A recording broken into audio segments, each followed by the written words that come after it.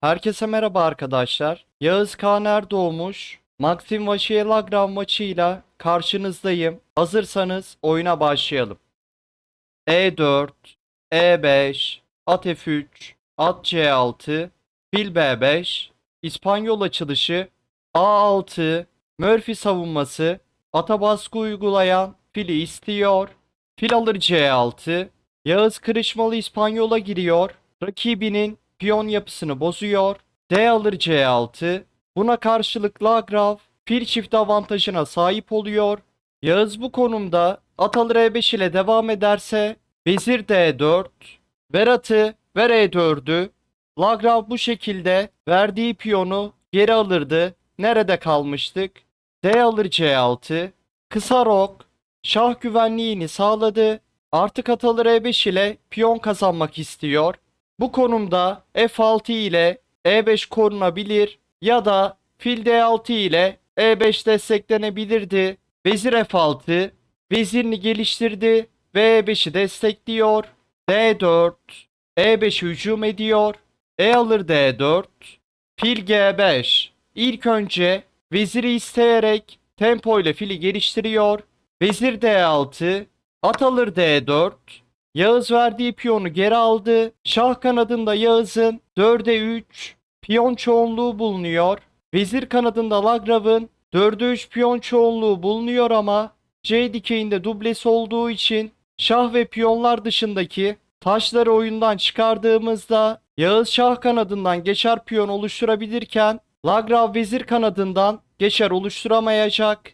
Fil E7, fil alır E7 yapılırsa at alır E7 ile Lagrave tempoyla atını geliştirir. Fil E3, at H6, fil alır H6 yapılırsa vezir alır H6 ya da G alır H6 ile devam edilebilir. G alır H6 ile G dikeyi açılıp yarı açık G dikeyinden şaha karşı atak başlatılabilir. Vezir D2, C5, ver atı, at E2, vezir alır D2, at alır D2, vezirler değişildi. Yağız kaleler arasındaki bağlantıyı sağladı. Fil E6, uzun rok, kısa rok opsiyonlarını elinde tutuyor. H3, G4 karesini kontrol ederken şahı için H2 karesinde hava deliği açıyor. Uzun rok, şahını güvenli konuma getirirken kalesini açık D dikeyinden aktifleştirdi ve kaleler arasındaki bağlantıyı kurdu. At F4, fili alarak rakibinin piyon yapısını bozmayı istedi. Filin kaçabileceği iyi bir kare yok. Fil D7 yapılırsa at D5 ile devam edebilir. Fil F6 piyon yapısının bozulmasını kabul ediyor. Fil B2'ye baskı uyguladı. C3 filin B2'ye bakışını engelliyor. Kale H8 fili destekledi. At alır E6, kale alır E6. Lagrave alışı kalesiyle yaptı. Piyon yapısının bozulmasını engelledi fakat artık fil çifti yok. Kale A E1, G4, G5, F4 ile şah kanadından hızlı bir saldırı gelebilir. Fil E7, Lagrave taşlarını yeniden yapılandırmaya çalışıyor. G4, G5, Yağız'ın G5 ile şah kanadından ilerlemesini engellerken H3'ü yerine sabitliyor. F4, G5'i yerinden kaldırıp şah kanadından atağa devam etmek istedi. F6 ile G5 desteklenmek istenirse F5 tempo ile gelecek. G alır F4, fil alır F4. Yağız'ın E4'te ayrık piyon oluştu ama buna karşılık Lagrave'ın da şah kanadında iki tane ayrık piyonu oluştu. At G8, at tahtanın kenarında amaçsız kalmıştı. At F3, F6, E5 ve G5 karelerini kontrol ediyor. E5, ayrık E piyonundan kurtulmak isterken hatları açmaya çalışıyor. C4, vezir kanadından alan kazanıyor ve B2'yi yerine sabitliyor. B piyonu hareket ederse Lagrave C dikeyindeki dublesinden kurtulabilir. Ayrıca C5 karesinde fili için yer açıyor. Şah G2 profilaktik hamle. Şah G1 A7 çaprazından ayrıldı. F alır E5, kale alır E5.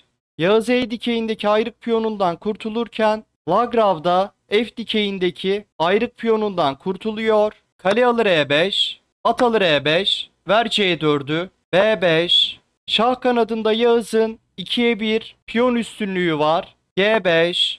Yağız piyon çoğunluğunu ilerletiyor ve başlangıç karesindeki atın gelişimini engelliyor. Fil C5. E7 karesinde atına yer açtı. Atın da artık oyuna girmesi gerekiyor. H4. Yağız şah kanadından geçer oluşturmaya çalışıyor. At E7. At D5'e ve F5'e bakış atıyor. H5. At D5. Fil almak istiyor. Fil yanlış bir yere kaçarsa at E3. Şah kale çatalı var. Fil D2'ye kaçarsa fil E3 hamlesi var. Fil alınırsa at yine şah kale çatalı atıyor. Fil C1. Fil E3 hamlesi artık problem değil. Almak zorunda değiliz çünkü kale fili destekliyor. At E3.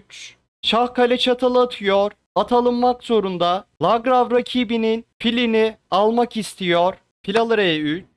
Fil alır E3.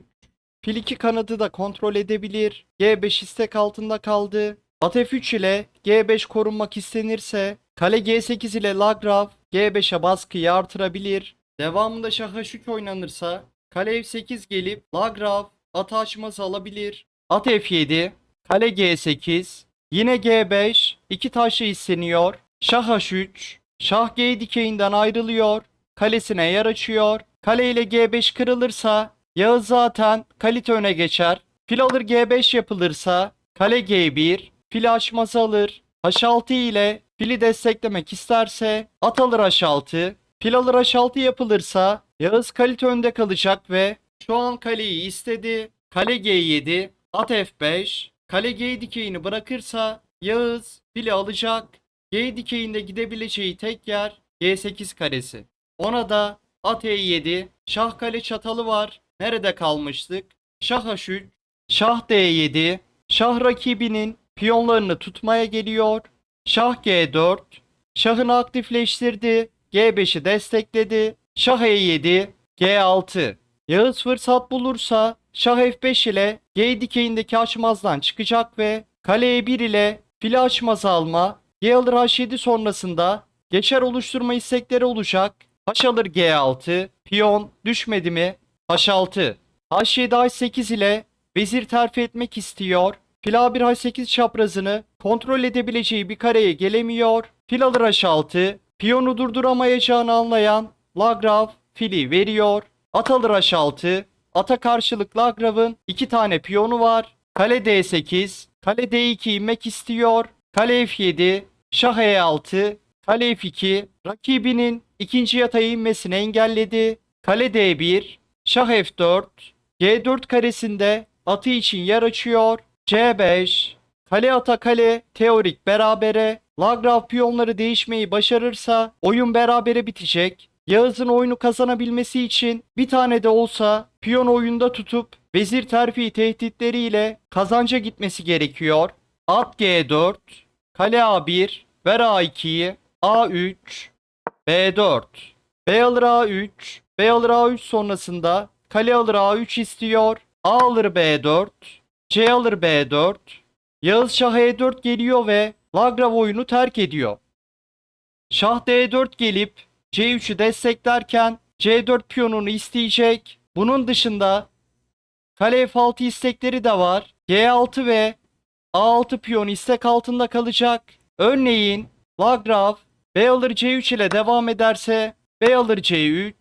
Devamında şah D4 ile C3 piyonu korunup C4 istenecek. Piyonları toplayamadığını gören Lagrav oyunu terk etti. Lagrav'ın terk ettiği konumda videoyu bitirelim. Şah E4. Bu galibiyetle birlikte Yağız Kağaner doğmuş. Dünya sıralamasında ilk 50'ye giriyor. Üstelik henüz sadece 14 yaşında. Analizi beğendiyseniz videoyu beğenmeyi ve kanala abone olmayı unutmayın. Sonraki videoda görüşmek üzere.